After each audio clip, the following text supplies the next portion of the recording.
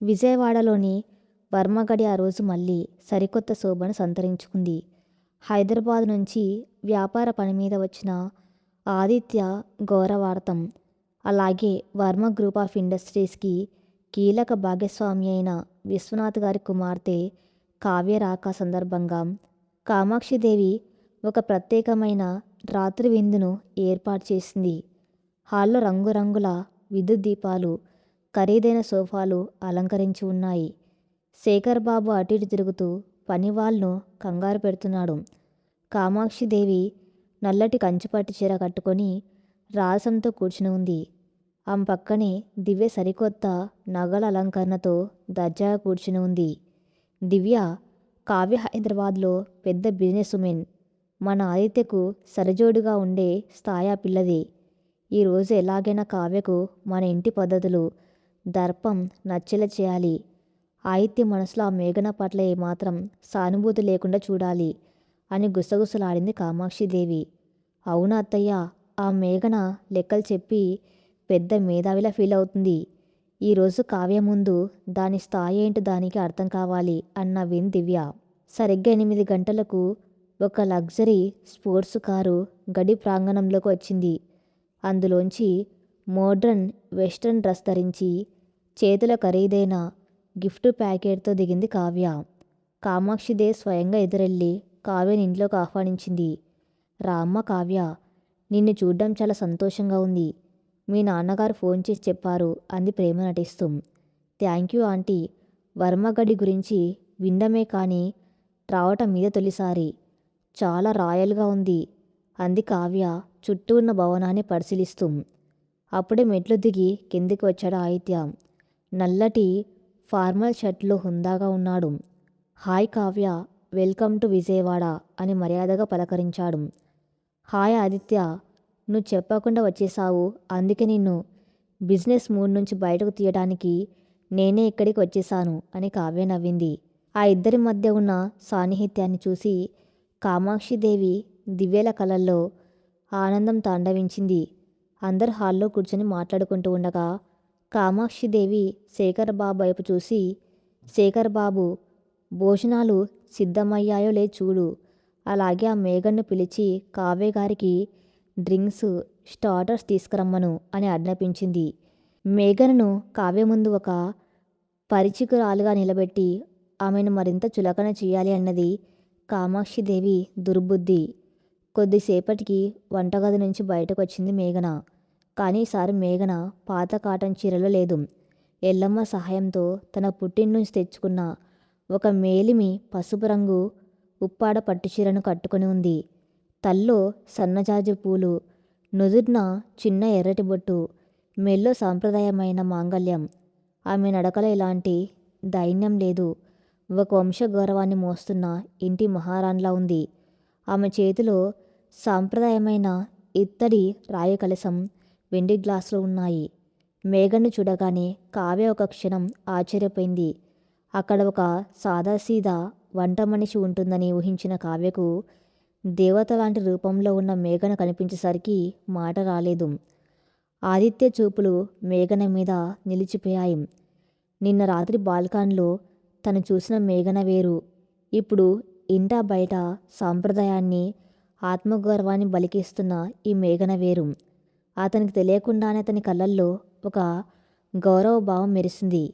మేఘన ఎంతో ప్రశాంతంగా కావ్య దగ్గరకు వచ్చి టేబుల్ మీద వెండి గ్లాస్ పెట్టి అందులో చల్లటి వట్టివేళ్ల సన్నారి షర్బత్ వడ్డించింది.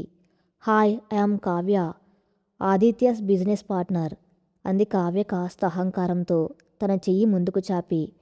మేఘన చేతిని పట్టుకోకుండా 2 చేతులు జోడించి, నమస్తే అండి, నేను మేఘన, ఆదిత్య గారి ధర్మపత్నిని, ఈ వర్మగడి పెద్ద కొడల్ని అని చాలా స్పష్టంగా గంభీరంగా పరిచయం చేసుకుంది.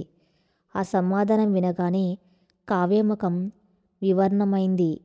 ధర్మపత్ని, పెద్ద కొడల్ని అన్న పదాలు కావ్య అహంకారాన్ని సూటిగా తాకాయి. ఆదిత్య కూడా మేఘన్ ధైర్యానికి మనసులోని అభినందించాడు. కాసేపటికి అందరూ భోజనాల బల్ల వద్ద కూర్చున్నారు. టేబుల్ నిండా రాయలసీమ, కోస్తా ఆంధ్ర రకరకాల వంటకాలు ఉన్నాయి. అవన్నీ మేఘన స్వయంగా వండినవే. వంటల సువాసన హాలంతా వ్యాపించింది. కావ్య కావాలని మేఘనను ఇరకాటంలో పెట్టాలని చూస్తుంది. సో మేఘన, నువ్వు కేవలం ఈ వంటలు ఇంటి పనులకే పరిమితమా? ఐ మీన్ ఆదిత్య ఆలోచనలు, అతని కార్పొరేట్ డ్రీమ్స్ చాలా ఎత్తులో ఉంటాయి.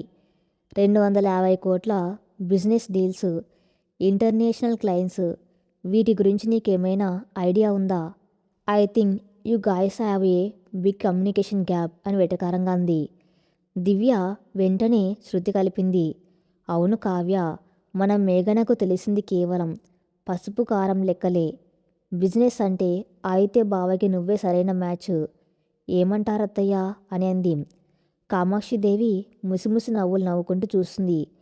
ఆదిత్య జోక్యం చేసుకోబోతూ ఉండగా మేఘన అతన్ని కళ్ళ సైగతో వారించింది. మేఘన చిరునవ్వుతో కావ్య వైపు చూస్తుంది. కావ్యగారు, విత్తనం నేల లోపల చీకట్లో మట్టిని పట్టుకొని ఉంటుంది కాబట్టి పైన వృక్షం ఆకాశాన్ని తాకేలా ఎదుగుతుంది. ఒక కంపెనీకి లాభాలు, షేర్ మార్కెట్ హెచ్చుతగ్గులు ఎంత ముఖ్యమో ఆ కంపెనీకి పునాది లాంటి కుటుంబం, సాంప్రదాయం, ఆత్మీయతలు కూడా అంతే ముఖ్యం. ఆదిత్య గారు ఆకాశంలో ఎగిరే విమానమైతే ఆయనకు సేఫ్ ల్యాండింగ్ ఇచ్చే నేల ఈ వర్మగడి, ఈ కుటుంబం. ఆయన వ్యాపారం ఆయన చూసుకుంటారు. ఆయనకు వెన్నుదన్నుగా ఉంటూ ఈ ఇంటి గౌరవాన్ని నిలబెట్టే బాధ్యత నేను చూసుకుంటాను. ఇందులో గ్యాప్ ఎక్కడుంది అని ప్రశ్నించింది. ఆ మాటలకు కావ్య దగ్గర సమాధానం లేకపోయింది. ఆదిత్య మనసులో ఒక రకమైన గర్వం కలిగింది. తన భార్య ఎంత సమర్థవంతంగా మాట్లాడగలదో చూసి అతని హృదయం ఉప్పొంగింది. అదే సమయంలో మేఘన వడ్డించిన బాదం హల్వాను తిన్న కావ్య దాని రుచికి మైమర్చిపోయింది.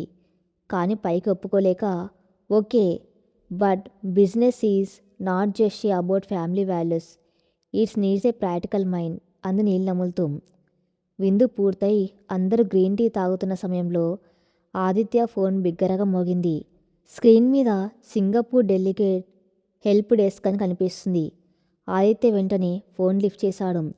2 నిమిషాలు మాట్లాడిన తర్వాత ఆదిత్య ముఖం పాలిపోయింది. తీవ్రమైన ఆందోళన అతని కలలో కనిపించింది. ఏమైంది ఆదిత్య, ఎనీ ప్రాబ్లం అని అడిగారు కావ్య, కామాక్షిదేవి ఒకేసారి. ఆదిత్య టెన్షన్తో నుదురు తుడుచుకుంటూ, పెద్ద సమస్య వచ్చి పడింది. మనం నిన్న సైన్ చేసిన 250 కోట్ల డీల్కు సంబంధించి సింగపూర్ లీగల్ టీం ఒక కొత్త క్లాజ్ యాడ్ చేసింది. రేపు ఉదయం 9 గంటలకు విజయవాడలోని కస్టమ్స్ అండ్ ట్యాక్సేషన్ డిపార్ట్మెంట్ నుంచి నో అబ్జెక్షన్ సర్టిఫికేట్ సమర్పించకపోతే డీల్ క్యాన్సిల్ అవుతుంది. రేపు ప్రభుత్వ సెలవు దినం. గవర్నమెంట్ ఆఫీసర్లు ఎవరు అందుబాటులో ఉండరు. ఈ రాత్రికి రాత్రే ఆ లీగల్ పేపర్స్ అన్నీ రీడ్రాఫ్ట్ చేసి ట్యాక్స్ అగ్రిమెంట్ క్లియర్ చేయాలి. ఇది ఇంపాసిబుల్ అని తలపట్టుకున్నాడు.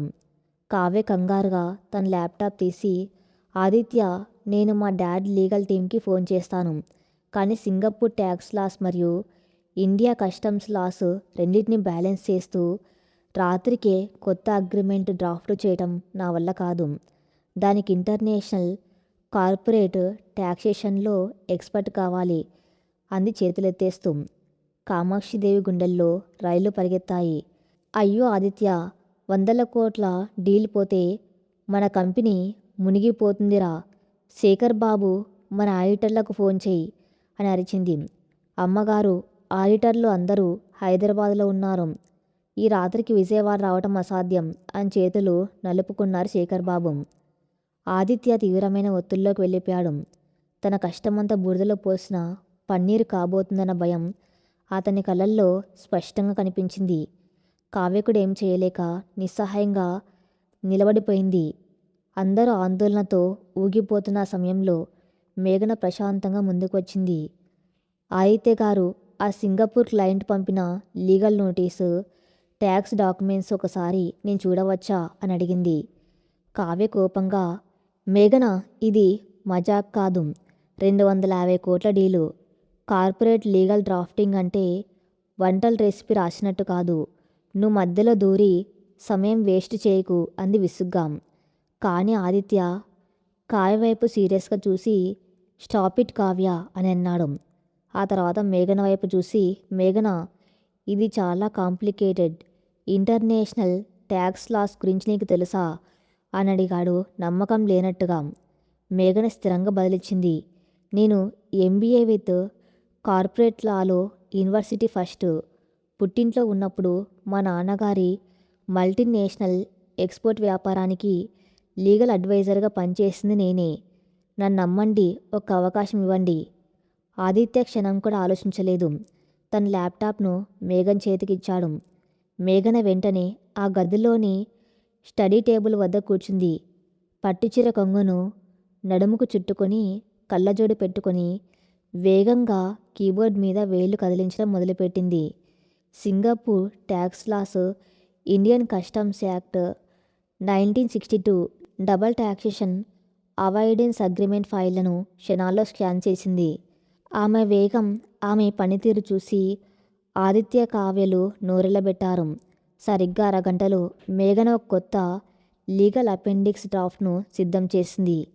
ఆదిత్య గారు, రేపు గవర్నమెంట్ ఆఫీస్ సెలవైన స్పెషల్ ఎకనామిక్ జోన్ ప్రాజెక్టుల కింద సెంట్రల్ బోర్డ్ ఆఫ్ డైరెక్టర్ ట్యాక్సెస్కి ఆన్లైన్ ద్వారా డిజిటల్ సిగ్నేచర్ సమర్పించే వెసులుబాటు ఉంది.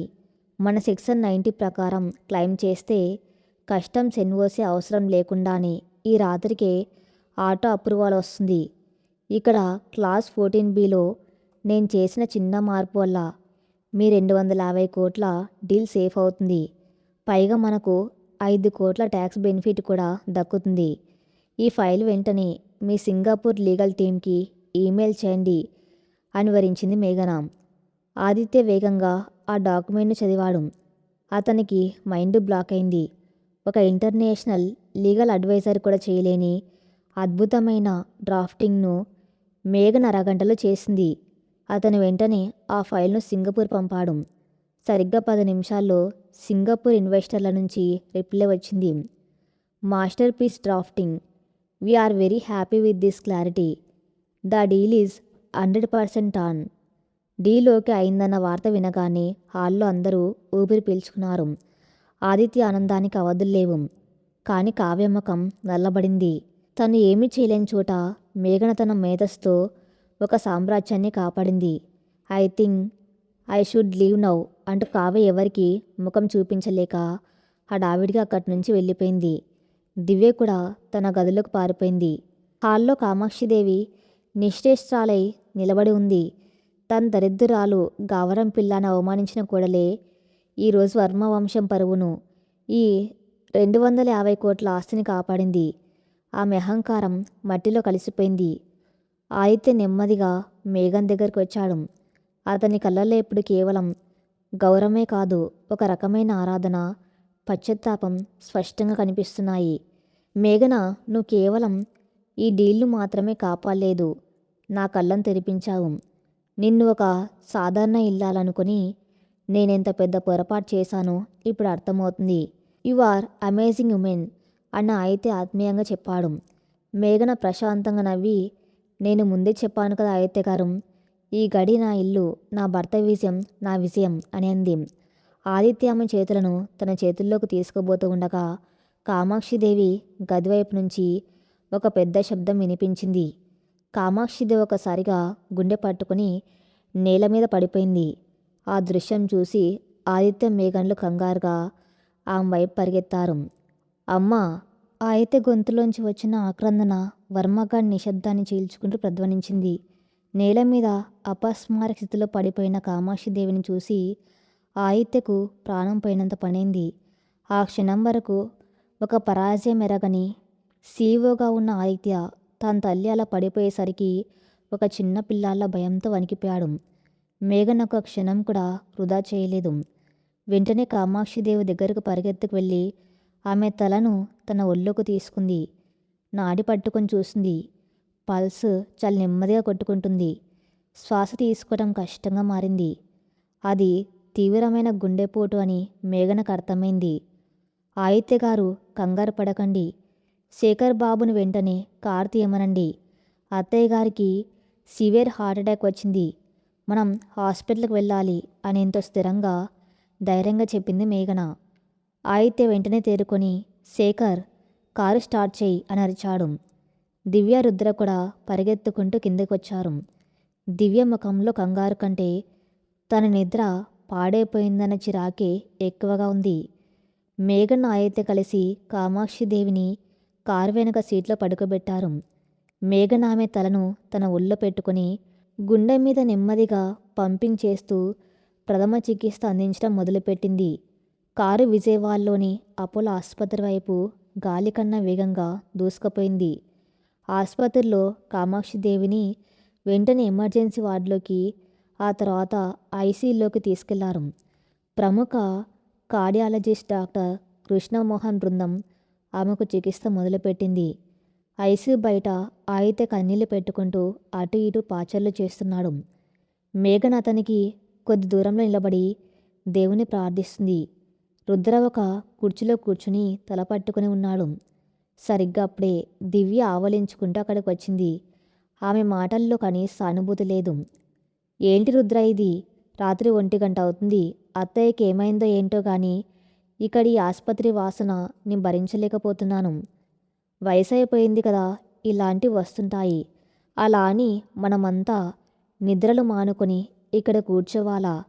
రేపు నాకు స్పా అపాయింట్మెంట్ ఉంది అని విసుక్కుంది దివ్య.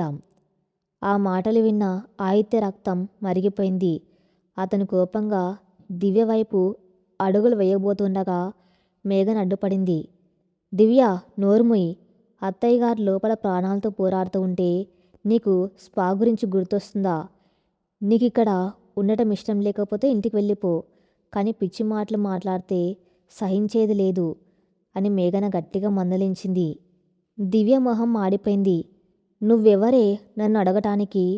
గావరం పిల్లవి అని ఏదో అనబోతూ ఉండగా ఆదిత్య అరిచాడు. షటప్ దివ్య, ఇంకొక మాట మాట్లాడితే ఇక్కడి నుంచి గెంటేస్తాను. మేఘన ఈ ఇంటి పెద్ద కొడలు, ఆమెకు ఎదురు చెప్పే హక్కు నీకు లేదు అని సింహంలా గర్జించాడు ఆదిత్య. ఆ దెబ్బకు దివ్య వణికిపోయి రుద్ర వెనకాల దాక్కుంది. రుద్ర కూడా తన భార్య ప్రవర్తనకు సిగ్గుతో తలదించుకున్నాడు. ఇంతలో డాక్టర్ కృష్ణమోహన్ ఐసీయూ నుంచి బయటకు వచ్చారు. అతని ముఖం సీరియస్గా ఉంది. డాక్టర్, మా అమ్మకి ఎలా ఉంది అని ఆందోళనగా అడిగాడు ఆదిత్య. మిస్టర్ ఆదిత్య, పరిస్థితులు ఏమంత బాగులేవు. Major cardiac arrest. పేషెంట్ ఇంట్లో పడిపోయిన వెంటనే ఎవరైతే సిపిఆర్ చేశారో వాళ్ళ వల్లే ఆవిడ ప్రాణాలతో ఇక్కడి దాకా రాగలిగారు. అయితే ఇప్పుడు ఇమ్మీడియట్గా ఓపెన్ హార్ట్ సర్జరీ చేయాలి. కానీ ఒక పెద్ద సమస్య ఉంది. మీ mother blood group O negative. ఇది చాలా రేర్ గ్రూప్. మా బ్లడ్ బ్యాంకులో ప్రస్తుతం స్టాక్ లేదు. వేరే చోటు నుంచి తెప్పించడానికి కనీసం 4 గంటలు పడుతుంది. కానీ మనకు అరగంట మాత్రమే టైం ఉంది. మీలో ఎవరిదైనా ఓ నెగిటివ్ ఉందా అని అడిగారు డాక్టర్. అయితే నిరాశగా, నాది ఓ పాజిటివ్ డాక్టర్. రుద్రది కూడా పాజిటివ్ బ్లడ్ గ్రూప్. ప్లీజ్ ఎంత డబ్బైనా ఇస్తాను, ఎక్కడి నుంచైనా బ్లడ్ అరేంజ్ చేయండి అని బతిమలాడాడు. డాక్టర్ తల అడ్డంగా ఊపుతూ, ఇది డబ్బుతో కొనేది కాదు ఆదిత్య గారు, రక్తం కావాలి అని అన్నాడు. దివ్య వెంటనే, నాది కూడా రేర్ గ్రూపే డాక్టర్, కానీ నాది ఏ నెగిటివ్. అయినా నాకు బ్లడ్ ఇవ్వాలంటే చాలా భయం, నేను ఇవ్వలేను అని స్వార్థంగా చెప్పి పక్కకు తప్పుకుంది. ఆదిత్యకు ప్రపంచం శూన్యమైపోయినట్టు అనిపించింది. తన దగ్గర 100 కోట్లు ఉన్నా కన్నతల్లికి రక్తం అరేంజ్ చేయలేని నిస్సహాయ స్థితిలో తల పట్టుకొని నేల మీద కూర్చుండిపోయాడు. సరిగ్గా అప్పుడే ఒక దృఢమైన గొంతు వినిపించింది. నాది ఓ నెగిటివ్ డాక్టర్, నా రక్తం తీసుకోండి. అందరూ ఆశ్చర్యంగా వెనక్కి తిరిగి చూశారు. అది మేఘన.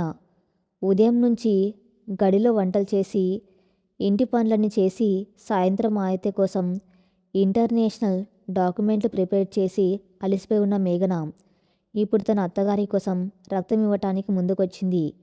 కానీ మేఘన, నువ్వు చాలా వీక్గా ఉన్నావు కదా అన్నాడు ఆదిత్య కన్నీళ్ళతో ఆమె వైపు చూస్తూ. మేఘన చిరునవ్వు నవ్వి, ఆదిత్య గారు, ఈ రక్తం నా పుట్టింటిది కావచ్చు, కానీ నా ప్రాణం మీది. అత్తయ్య గారికి ఏమీ కాదు, మీరు ధైర్యంగా ఉండండి అని చెప్పి నర్సుతో పాటు బ్లడ్ డొనేషన్ రూమ్లోకి వెళ్ళిపోయింది. ఆ క్షణంలో ఆదిత్యకు మేఘన ఒక సాధారణ స్త్రీలా కాకుండా ఒక దేవతలా కనిపించింది. తన భార్యలో ఉన్న ఈ నిస్వార్థమైన ప్రేమ ముందు తానెంత అల్పుడో అతనికి అర్థమైంది. ఉదయం 7 గంటలు ఆకాశంలో సూర్యుడు ఉదయిస్తున్నాడు. వర్మ కుటుంబ జీవితంలో కూడా ఆ ఉదయం ఒక సరికొత్త వెలుగును తీసుకురాబోతుంది. సర్జరీ విజయవంతమైంది. కామాక్షిదేవికి స్పృహ వచ్చింది. ఐసీయూలోకి ఆదిత్య, రుద్ర, దివ్య, మేఘన వెళ్లారు. రక్తదానం చేయటం వల్ల మేఘన ముఖం పాలిపోయి ఉంది. కామాక్షిదేవి నెమ్మదిగా కళ్ళు తెరిచి అందరి వైపు చూసింది. ఆదిత్య వెళ్ళి తల్లి చేయి పట్టుకుని కన్నీళ్లు పెట్టుకున్నాడు. అమ్మా, ఇప్పుడెలా ఉంది అని అడిగాడు. డాక్టర్ కృష్ణమోహన్ అక్కడికే వచ్చి, ఇప్పుడు ఆవిడ పూర్తిగా సేఫ్ ఆదిత్య. కానీ కామాక్షిదేవి గారు, మీరు ప్రాణాలతో ఉన్నారంటే దానికి కారణం మీ అదృష్టం కాదు, మీ పెద్ద కోడలు మేఘన. నిన్న రాత్రి మీరు పడిపోగానే వెంటనే ఫస్ట్ ఎయిడ్ చేసి కారులో సిపిఆర్ చేస్తూ ప్రాణాలు నిలబెట్టింది ఈమె. సర్జరీకి రక్తం దొరకనప్పుడు తను ఎంతో నీరసంగా ఉన్నా సరే ప్రాణాలకు తెగించి మీకు రక్తదానం చేసింది. నిజంగా ఇలాంటి కొడలు దొరకటం మీ అదృష్టం అని చెప్పి వెళ్ళిపోయాడు డాక్టర్. ఆ మాటలు వినగానే కామాక్షిదేవి గుండెల్లో ఒక అగ్నిపర్వతం బద్దలైనట్టయింది. ఆమె కళ్ళల్లోంచి కన్నీళ్లు ధరగా కారాయి. ఆమె చూపులు గదిలో ఒక మూలన నిలబడిన దివ్య వైపు, మరో మూలన నీరసంగా నిలబడిన మేఘన వైపు వెళ్ళాయి. నేను ఎవరినైతే నెత్తిమీద పెట్టుకొని మహారాణిలా చూసుకున్నానో ఆ దివ్య నా ప్రాణం పోతుంటే కనీసం పక్కన నిలబడలేదు. ఎవరినైతే పని మనిషిలా చూసి అవమానించి చీకటి గదిలో పడేసి కొట్టానో ఆ మేఘన ఈరోజు తన రక్తాన్ని ఇచ్చి నా ప్రాణాలు నిలబెట్టింది. ఎంతటి పాపాత్మురాలి నేను అని కామాక్షిదేవి మనసులో కుమిలిపోయింది. ఆమె వణుకుతున్న చేతులతో మేఘనను దగ్గరకు రమ్మని సైగ చేసింది. మేఘన్ నెమ్మదిగా వెళ్ళి కామాక్షిదేవి మంచం పక్కన నిలబడింది. కామాక్షిదేవి మేఘన చేతులను తన చేతుల్లోకి తీసుకుని కన్నీరు మున్నీరుగా విలపించడం మొదలుపెట్టింది. నన్ను క్షమించు తల్లి. నా డబ్బు, నా అహంకారం నా కళ్ళు మూసుకుపోయేలా చేశాయి.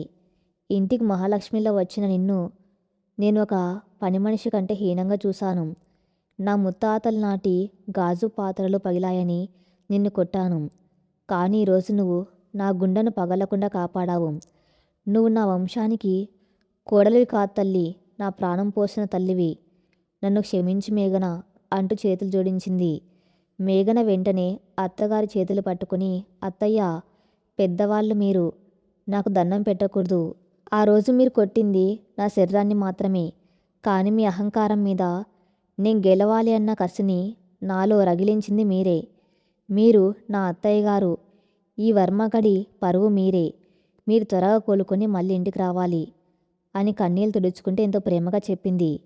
కామాక్షిదేవికి ఆ మాటల్లోని స్వచ్ఛత అర్థమైంది. దివ్య మాత్రం అవమానంతో అక్కడి నుంచి నెమ్మదిగా జారుకుంది. ఆ రోజు సాయంత్రం ఆసుపత్రిలోని ఒక ప్రైవేట్ రూమ్లో మేఘన విశ్రాంతి తీసుకుంటుంది. కిటికీలోంచి సాయంత్రపు ఎర్రటి సూర్యకిరణాలు ఆమె ముఖం మీద పడుతున్నాయి.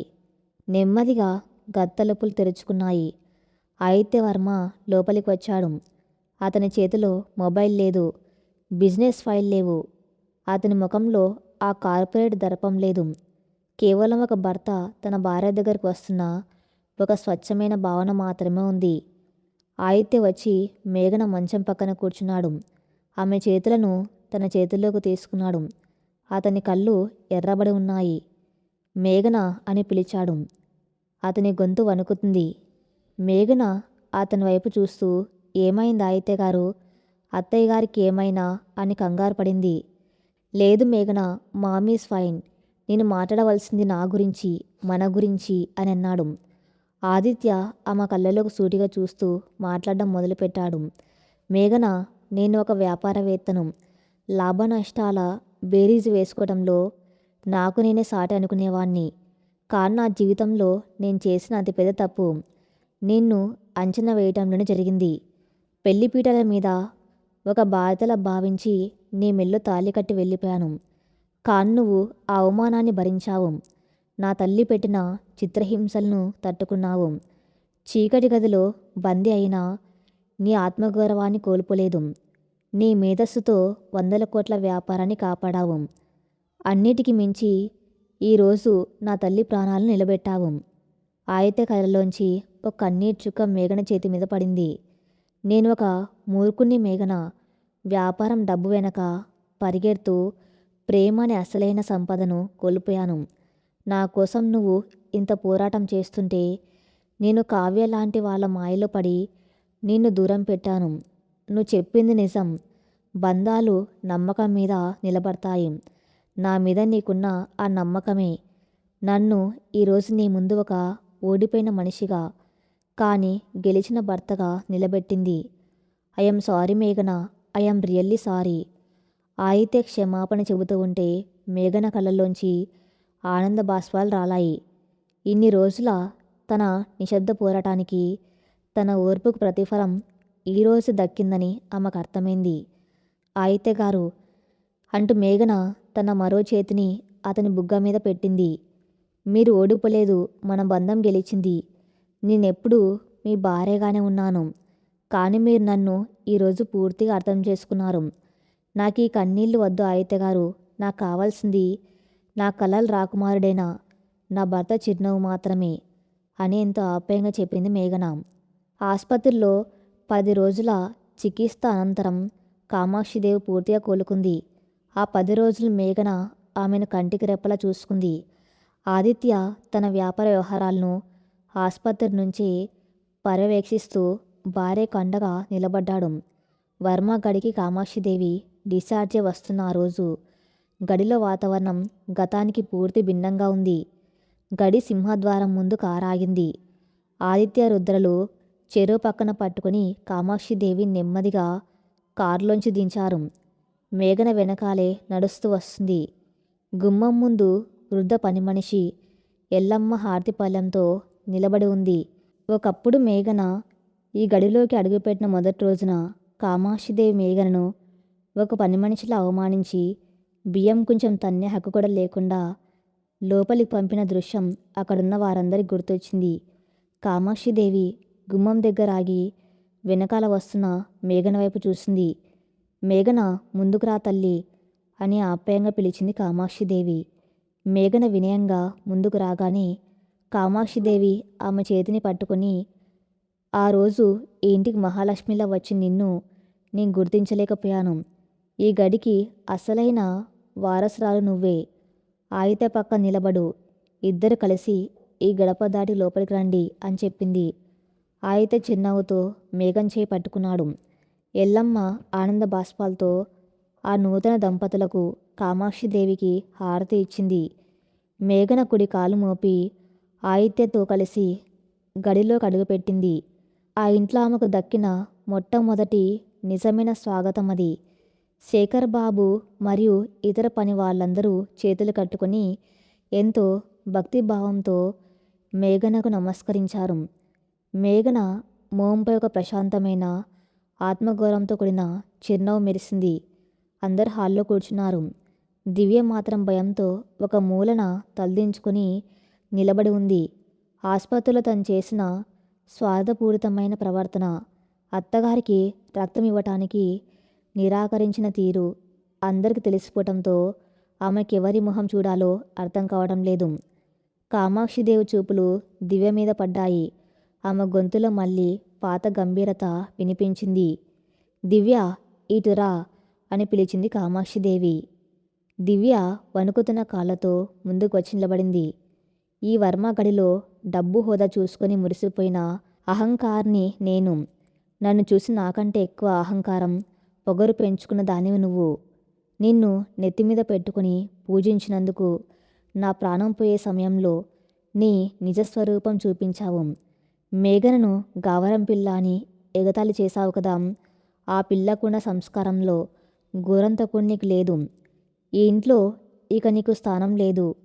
నీ పుట్టింటికి వెళ్ళిపో అని కరాఖండిగా చెప్పింది కామాక్షిదేవి. రుద్ర కూడా కోపంగా, అవును దివ్య, నీ స్వార్థం చూశాక నీతో కలిసి బతకటం నా వల్ల కాదు అని అన్నాడు. ఆ మాటలకు దివ్య గుండె ఆగిపోయినంత పనైంది. ఆమె బోర్న ఏడుస్తూ కామాక్షిదేవి కాళ్ళ మీద పడిపోయింది. నన్ను క్షమించండి అత్తయ్య. నా తప్పు నాకు తెలిసొచ్చింది. మీ డబ్బు, మీ ఆస్తి చూసి నేను విర్రవీగాను. ఆస్పత్రిలో మేఘన గొప్పతనం చూశాక నేను ఎంతటి అల్పురాలనో నాకు అర్థమైంది. రుద్ర, ప్లీజ్ నన్ను వదిలేయకు. నేను పూర్తిగా మారిపోతాను అని కన్నీరు మున్నీరుగా వేడుకుంది. అందరూ మౌనంగా ఉండిపోయారు. అప్పుడు మేఘన ముందుకొచ్చింది. అత్తయ్య, క్షమించడం అనేది మనం ఎదుటి వాళ్ళకిచ్చే అతిపెద్ద బహుమతి. దివ్య తన తప్పు తెలుసుకుంది. ఆమెకు ఒక అవకాశం ఇవ్వండి. ఒక ఆడపిల్ల జీవితం ఇలా అన్యాయం కాకూడదు. తనని ఈ గడిలోనే ఉండనివ్వండి అని అభ్యర్థించింది. తన్ను ఇన్ని రోజులు నరకం పెట్టిన తోడికోడల కోసం మేఘన సిఫార్సు చేయటం చూసి అందరూ ఆశ్చర్యపోయారు. దివ్య వెంటనే మేఘన చేతులు పట్టుకుని, నన్ను క్షమించు మేఘన. అక్కలాంటి నిన్ను నేను పని మనిషిలా చూశాను. నువ్వు దేవతవి అంటూ వెక్కి వెక్కి ఏడ్చింది. సరే మేఘన, నువ్వు అడిగావు కాబట్టి దివ్యను క్షమిస్తున్నాను. కానీ ఇకపై ఇంట్లో దివ్య నీ మాట జవదారకూడదు అని తీర్పునిచ్చింది కామాక్షిదేవి. దివ్య కృతజ్ఞతతో తలూపింది. మరుసటి రోజు ఉదయం ఆదిత్య తన ఆఫీస్ రూమ్లో కూర్చుని ల్యాప్టాప్లో వర్క్ చేసుకున్నాడు. అప్పుడే కావ్య నుంచి వీడియో కాల్ వచ్చింది. ఆదిత్య కాల్ లిఫ్ట్ చేశాడు. Hi Aditya, how is your mom? నేను ఆసుపత్రికి వద్దామనుకున్నాను కానీ బిజినెస్ పనుల వల్ల రాలేకపోయాను అని సానుభూతి నటిస్తూ అడిగింది Kavya. Mom is perfectly fine Kavya, thank you అని ప్రొఫెషనల్గా బదులిచ్చాడు Aditya. By the way Aditya, ఆ 250 కోట్ల డీల్ సక్సెస్ అయిన సందర్భంగా మనం ఒక ట్రిప్ వేద్దామనుకున్నాం కదా, వెకేషన్ కమ్ బిజినెస్ మీటింగ్ ఎప్పుడు ప్లాన్ చేద్దాం అని అడిగింది కావ్య. ఆదిత్యను మళ్ళీ తన దారిలోకి తెచ్చుకునే ప్రయత్నంలో ఆదిత్య ముఖం గంభీరంగా మారింది. అతను తన స్వరంలో స్పష్టతను, కఠినత్వాన్ని జోడించి మాట్లాడాడు. Kavya, let me be very clear, మనం కేవలం బిజినెస్ పార్ట్నర్స్ మాత్రమే. ఆ 250 కోట్ల డీల్ సక్సెస్ అవ్వడానికి కారణం నా భార్య మేఘన డ్రాఫ్ట్ చేసిన లీగల్ నోటీస్ అని నీకు తెలుసు. నా జీవితంలో నా భార్య స్థానం, నా కుటుంబం స్థానం ఎవరు భర్తీ చేయలేరు. నా వృత్తిని నా వ్యక్తిగత జీవితాన్ని కలుపుకోవటం నాకు ఇష్టం లేదు. ఇకపై మన మధ్య కేవలం వర్క్ రిలేటెడ్ కమ్యూనికేషన్ మాత్రమే ఉంటుంది. మీకు ఇష్టమైతే ఈ డీల్లో కొనసాగొచ్చు, లేదంటే వర్మ గ్రూప్ మీ షేర్ వెనక్కి ఇచ్చేయడానికి సిద్ధంగా ఉంది అని సూటిగా చెప్పేశాడు. ఆదిత్య మాటల్లోని దృఢత్వం చూసి కావ్యకు అర్థమైపోయింది. తన ఆటలు ఇక సాగవని. మేఘన్ లాంటి తెలివైన, శక్తివంతమైన స్త్రీ ఉన్న చోట తను నిలబడలేనని కావ్య గ్రహించింది. I understand Aditya, business is business, we will keep it professional అని నవ్వి ఫోన్ కట్ చేసింది కావ్య. ఆదిత్య తన ఫోన్ పక్కన పెట్టి ప్రశాంతంగా ఊపిరి పీల్చుకున్నాడు. తన జీవితంలో ఉన్న ఒక అనవసరమైన ఆకర్షణకు పొరపాటు కథను పూర్తిగా ముగింపు పలికాడు. ఆ సాయంత్రం కామాక్షిదేవి ఇంట్లో వారందరినీ, ముఖ్యమైన పని వాళ్ళను హాల్లోకి పిలిచింది. కామాక్షిదేవి చేతిలో ఒక పాతకాలపు వెండి తలాల గుత్తి ఉంది. మేఘన పట్టుచీరలో నిండుగా అలంకరించుకుని ఆదిత్య పక్కన నిలబడి ఉంది. కామాక్షిదేవి శేఖర్ బాబుని పిలిచి, శేఖర్ బాబు, ఇన్నాళ్ళు ఈ వర్మగడి నా కనుసన్నలలో నడిచింది. కానిక నుంచి నా కోడలు మేఘన చెప్పినట్టే అంత జరగాలి. వ్యాపార లెక్కలు, ఇంటి బాధ్యతలన్నీ తనే చూసుకుంటుంది. మేఘన మాటే ఈ గడిలో శాసనం అని గట్టిగా ప్రకటించింది. శేఖర్ బాబు 2 చేతులు కట్టుకుని, చిత్తం అమ్మగారు, పెద్ద కొడలు గారి ఆజ్ఞ దాటే సాహసం ఈ శేఖర్ బాబు ఎప్పుడు చేయడు అని వినయంగా వంగి నమస్కరించాడు. ఆ తర్వాత కామాక్షిదేవి మేఘన్ దగ్గరకు వచ్చి తన చేతిలోని వెండి తలాల గుత్తుని మేఘన కొంగుకు ముడివేసింది.